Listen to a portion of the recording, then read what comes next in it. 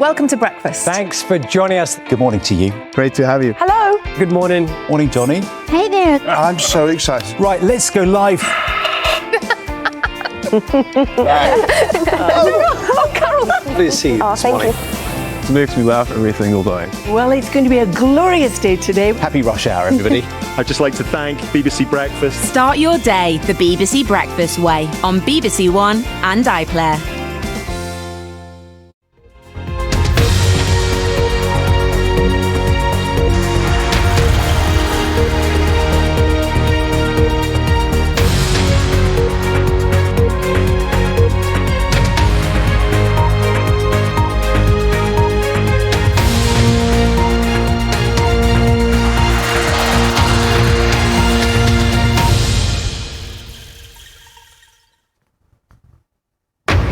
Live from London, this is BBC News. Explosions across Yemen as US and UK forces launch airstrikes against Houthi targets in retaliation for attacks on ships in the Red Sea. Rishi Sunak says the strikes are a limited, necessary and proportionate action in self-defence. But a senior Houthi leader warns the US and UK would pay a heavy price and says the attacks on ships are set to continue. Other news, the International Court of Justice has been hearing Israel's defence against accusations of genocide brought by South Africa. And also coming up in the programme, could it be the end of the password? We'll hear why the pass key could be the next stage in tech evolution.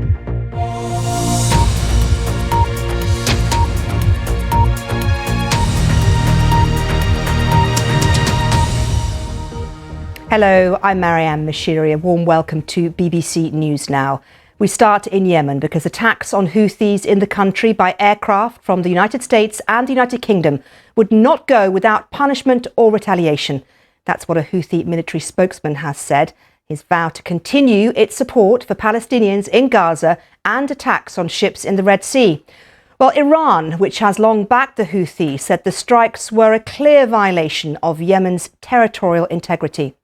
Well, according to the US, more than 12 sites were hit across Yemen, including what America says were Houthi command and control centres. Well, munitions depots, launching systems, production facilities and air defence radar systems were also included. Among the areas targeted, the capital Sana'a and the port of Hodeidah. Thank you. Around the world and across the UK, this is BBC News. Well, let's stay with those strikes in Yemen and hear from Lord Dannatt, crossbench peer and former head of the British Army. He explained why the UK and US committed to military action. Well, let's stay with that story now. And as I mentioned a few minutes ago, Rishi Sunak has been speaking for the first time since those strikes last night. He is currently in Ukraine. Let's have a listen. Anna, thank you very much indeed. Anna Holligan there, our correspondent outside The Hague. Of course, if you want to read more about what happened yesterday and today at the ICJ, do go to the BBC website. Lots of stories there on this story. I'm back in a few minutes though. Bye-bye.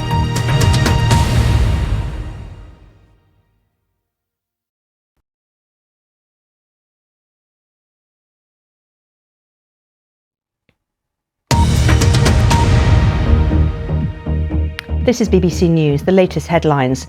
Explosions across Yemen as US and UK forces launch airstrikes against Houthi targets in retaliation for attacks on ships in the Red Sea. The Prime Minister Rishi Sunak says the strikes are a necessary and proportionate action in self-defence. But a senior Houthi leader warns the US and UK would pay a heavy price and says the attacks on ships are set to continue. Other news, the International Court of Justice hears Israel's defence against accusations of genocide brought by South Africa.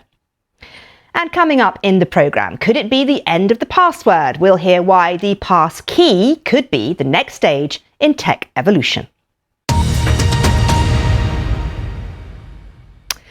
Well, let's take you back to our top story now and those attacks on ships across the Red Sea. Much of the world's oil and natural gas comes from the region, and the Red Sea is one of the most crucial shipping routes, transporting 15% of traded goods, typically from east to west.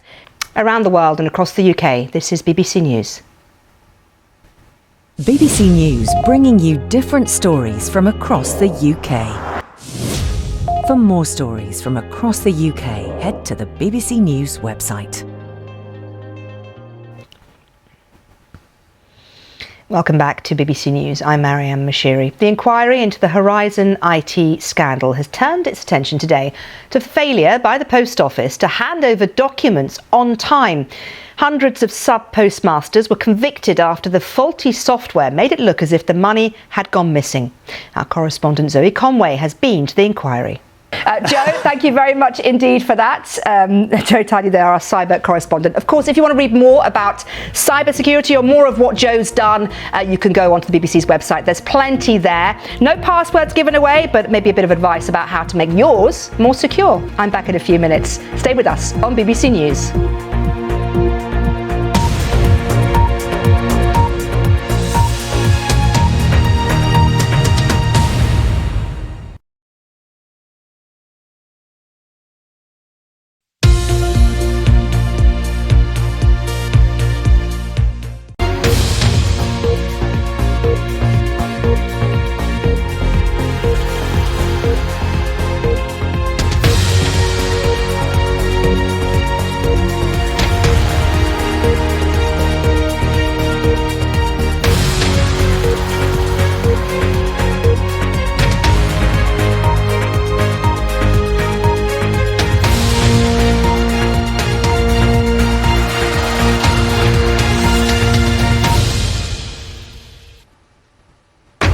Live from London, this is BBC News. Explosions across Yemen as US and UK forces launch airstrikes against Houthi targets in retaliation for attacks on ships in the Red Sea. Our aim is very clear. It's to de-escalate tensions and to restore stability to the region. But a senior Houthi leader warns the US and UK would pay a heavy price and says the attacks on ships are set to continue. The International Court of Justice hears Israel's defence against accusations of genocide brought by South Africa. And coming up, you can forget your first pet's name or your first school, your mother's maiden name. No. We'll be hearing why security experts are waiting for a new, exciting way of logging in.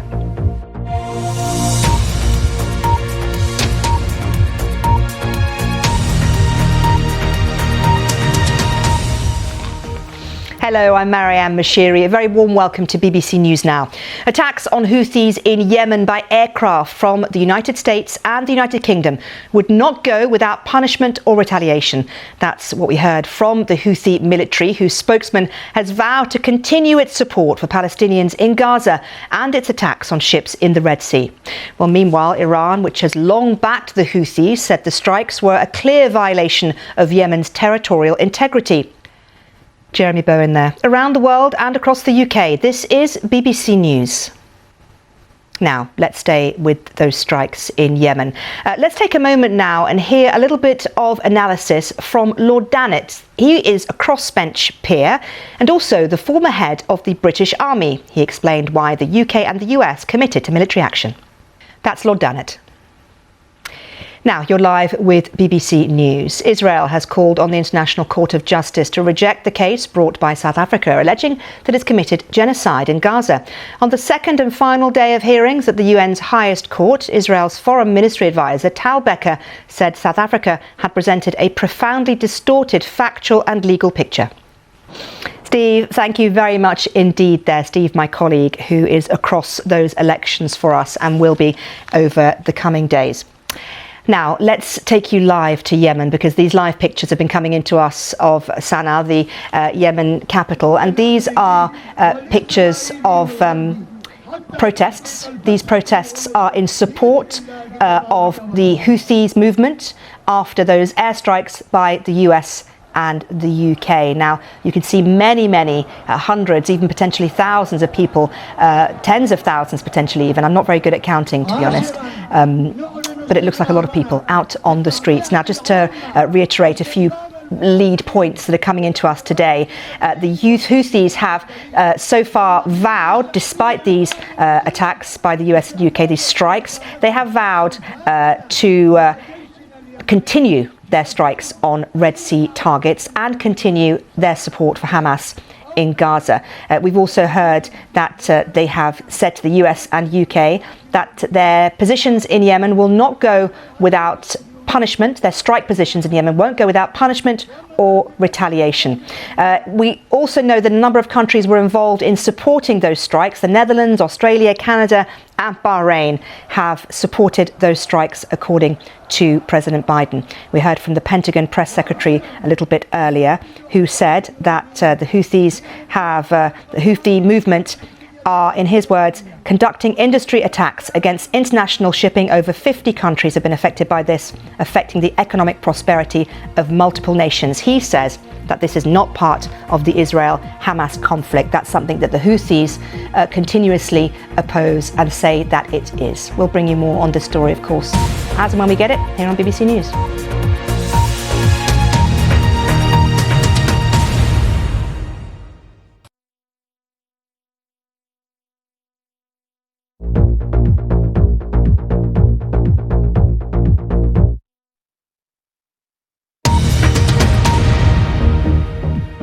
This is BBC News. The latest headlines.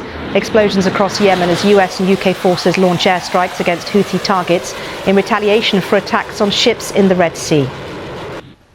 But a senior Houthi leader warns the US and UK would pay a heavy price and says the attacks on ships are set to continue.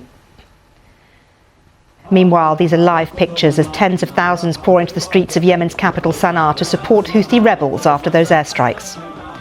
Other news today, the International Court of Justice is hearing Israel's defence against accusations of genocide brought by South Africa. And coming up, you can forget your first pet's name and your mother's maiden name. We'll hear why security experts are excited for a new way of logging in.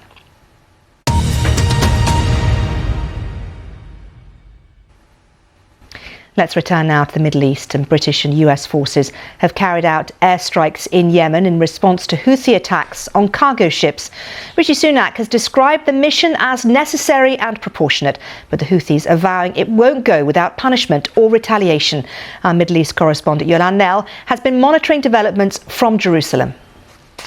That's former BBC journalist Helen Ledwick there. Around the world and across the UK, you're watching BBC News.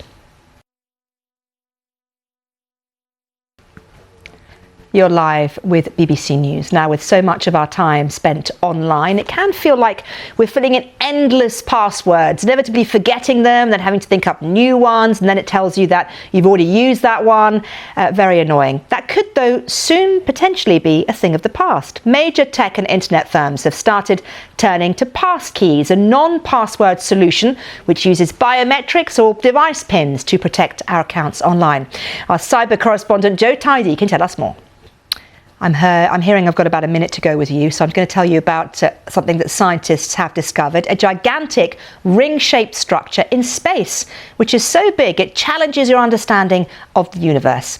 Experts at the University of Central Lancashire say it's 1.3 billion light years in diameter and appears to be roughly 15 times the size of the Moon as seen from Earth.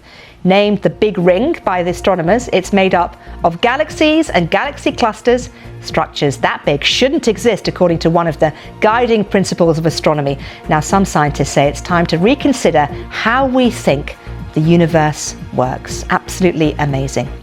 I'm back at the top of the hour here on BBC News. So, as always, I say, don't go anywhere.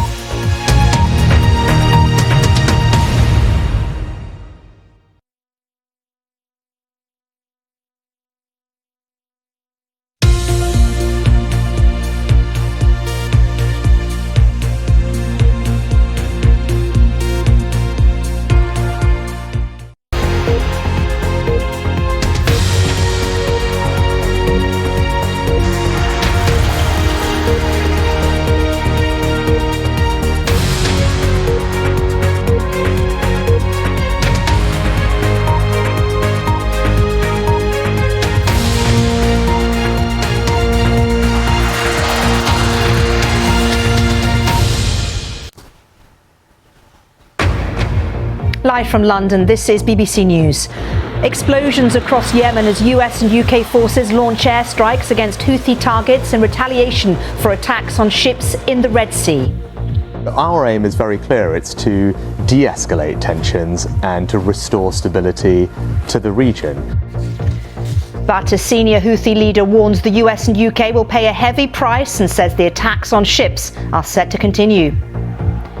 Tens of thousands pour into the streets of Yemen's capital to support Houthi movement after airstrikes. Our other main story today, the International Court of Justice hears Israel's defence against accusations of genocide brought by South Africa.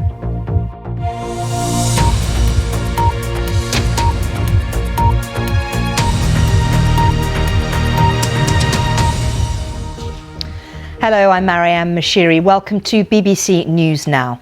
The Houthis have vowed that US and UK strikes on their positions in Yemen will not go without punishment or retaliation. The group says 5 of its fighters were killed. The military action was in response to repeated Houthi attacks on shipping in the Red Sea. The group also says it won't stop targeting ships in the Red Sea in support of Palestinians and in protest against Israel's operations in the Gaza Strip. Around the world and across the UK, you're watching BBC News. Let's go back now to our top story and those strikes in Yemen. Let's take a moment to hear from Lord Dannatt, crossbench peer and former head of the British Army. He explained why the UK and the US committed to this military action in the way they did. You're live with me, Maryam Moshiri, watching BBC News. Well, let's get a little bit more now on our main story. And the Houthis have vowed that US and UK strikes on their positions in Yemen will not go without punishment or retaliation. The group says 5 of its fighters were killed. The military action was in response to repeated Houthi attacks on shipping in the Red Sea. Well, let's cross live now and speak to Lord Peter Ricketts. Lord Ricketts was the former chair of the UK's Intelligence Committee under Tony Blair and a former National Security Advisor to David Cameron when he was Prime Minister. Good to talk to you, Lord Ricketts. Thanks for joining us here on BBC News. And let me ask you, first of all, for your reaction to the action taken by the UK and the US. What will happen after the day of the voting? OK, thank you very much to my colleague Stephen Scheimer. Stay with us on BBC News.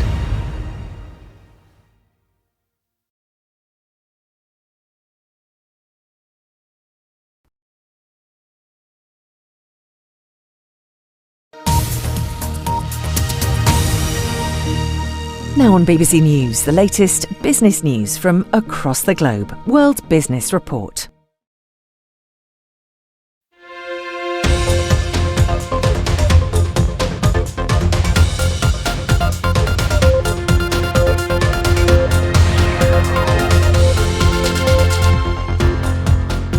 Red Sea warning. The boss of the shipping giant Maersk says that global supply chains face significant disruption and says that higher costs are already being passed on to consumers. This is impacting all the goods, from medicine to food to anything that you would find in a supermarket shelf. Pretty much is being impacted by this, and that, hence the consequences and the need for quick mobilization.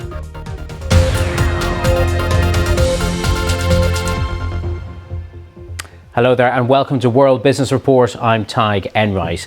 Well, we focus on events in the Middle East where, as you've been hearing, forces from the US and the UK have launched strikes on Houthi militants in Yemen. This in response to their ongoing attacks on international cargo ships in the Red Sea. Now, before those strikes took place, the boss of Maersk, which is one of the world's biggest shipping companies, spoke to the BBC to warn of significant disruption to global supply chains because of the Houthi attacks. Now, Maersk, like others in the business, have been rerouting their vessels away from the Red Sea and the Suez Canal. Instead, they're taking the much longer route around the Cape of Good Hope at the south of Africa. That's an extra 3,500 nautical miles, or up to 2 weeks additional sailing time. That adds as much as $1 million in costs per ship, in fuel costs alone. Well, Maersk's CEO, Vincent Clarke, told the BBC's Aaron Heselhurst that these extra costs are already being passed on to consumers. Don't forget, you can keep in touch with the @BBC Business team and me on social media. I'm @Tadhg Enright, but for the weekend from World Business Report, it's goodbye and thank you very much for joining us.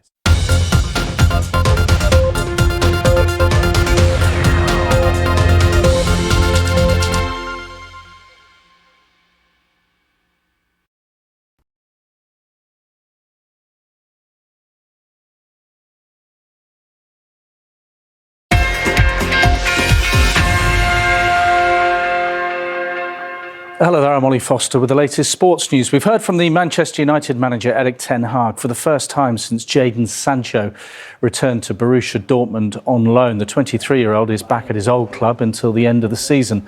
Lots more, of course, on the BBC Sport website. That's all from me for now. Let's head back to London and Maryam. Ollie, thank you. More now on our top story, and the Prime Minister has been speaking after strikes overnight on Houthi positions in Yemen. It follows weeks of attacks on commercial shipping in the Red Sea. Here's Rishi Sunak speaking about the strikes in the news conference a short time ago with President Zelensky. That's Annie Nightingale, who has passed away. Do stay with us here on BBC News. My colleague Matthew is here in a few minutes' time. Bye-bye from me.